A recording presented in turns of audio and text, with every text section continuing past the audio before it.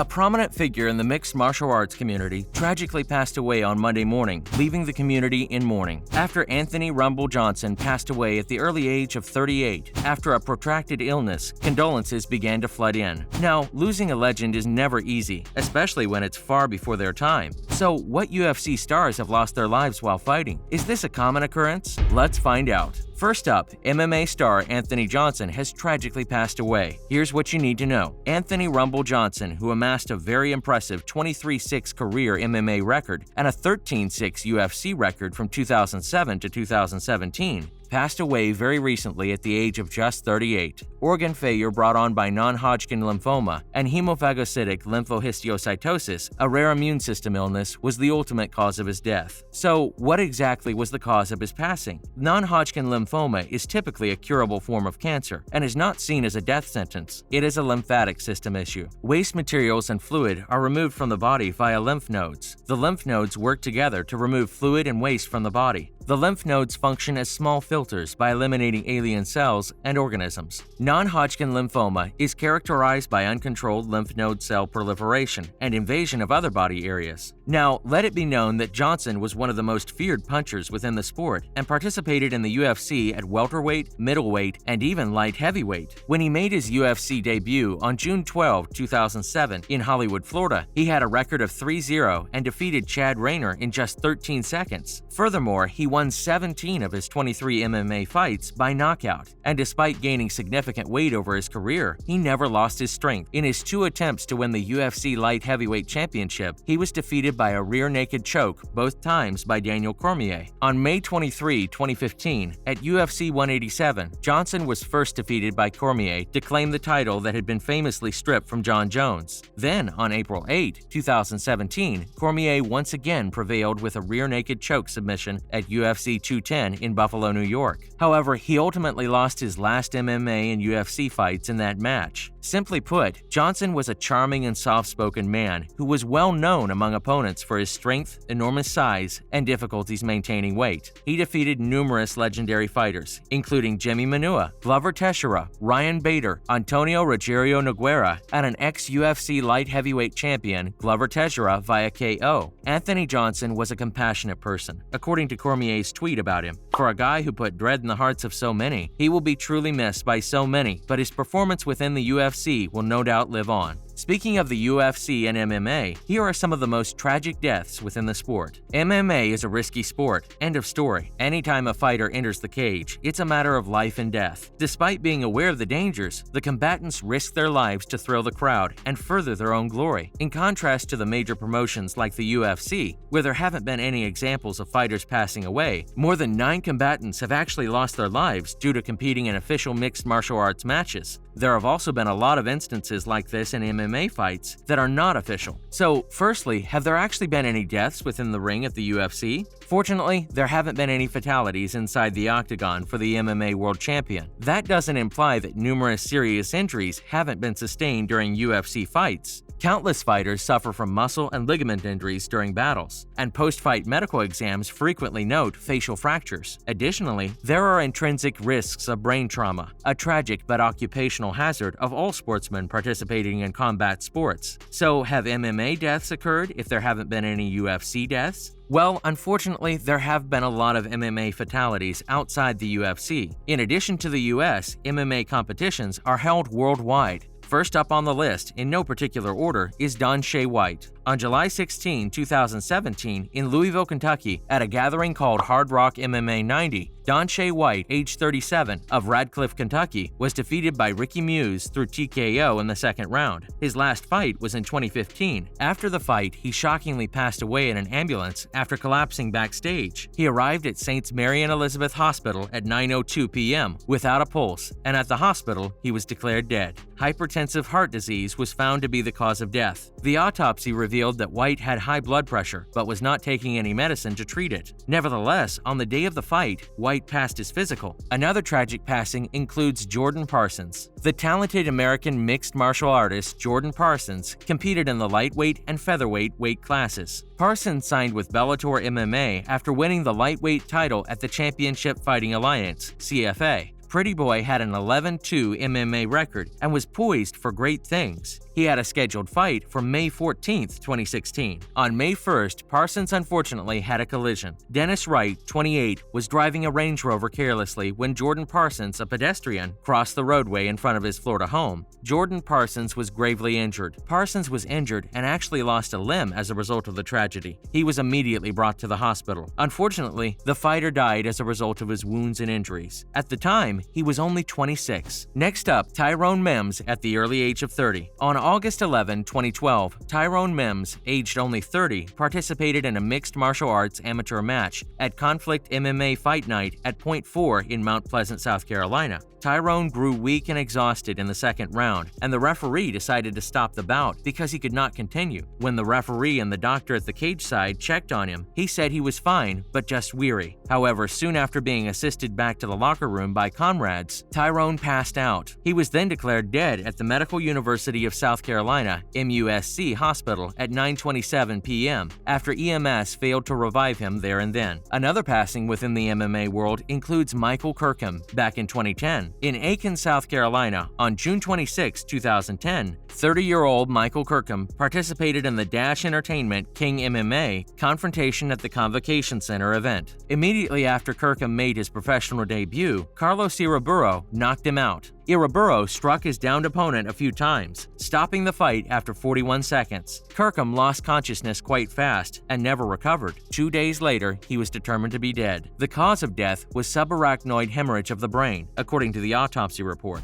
Additionally, Sam Vasquez also suffered a similar fate. Sam Vasquez, aged 35, lost consciousness on October 20, 2007, after sustaining a punch to the chin during a bout. He appeared to have a seizure and lost all consciousness, so he was brought to the St. Joseph Medical Center Critical Care Unit. He was then found to have a subdural hemorrhage, which called for removing a piece of the skull to provide the brain room to enlarge without being compressed. More swelling required installation of a catheter to drain cerebral spinal fluid from the brain's cavities, creating space for additional swelling and enabling the monitoring of brain pressure. He fell unconscious for 48 hours and passed away on November 30. Another fighter who lost their life was Kimbo Slice. The world was more familiar with the Bohemian mixed martial artist Kevin Ferguson as Kimbo Slice. The intimidating brawler became well known for taking part in and organizing street battles. Jorge Masvidal, a welterweight in the UFC, gained notoriety in Miami's bare-knuckle fight scene thanks to the same street bouts. Kevin Slice had always been a brawler. Slice entered MMA through Elite XC after competing as a street fighter. Dana White allowed Slice to compete in the UFC when the organization ceased operating. After one victory and 2 defeats in the UFC, Slice turned to professional boxing, where he amassed a 7-0 record. He finally found his way back to mixed martial arts through Bellator, where he defeated Ken Shamrock and Dada 5000, but his victory over the latter was nullified due to a failed drug test. Even so, Slice gained enormous popularity within the company and its supporters. On June 5, 2016, Kimbo Slice was abruptly hospitalized at a Florida hospital. The following day, he sadly died from heart failure. The tragic passing of the 42-year-old fighting legend shocked the MMA community all around the world.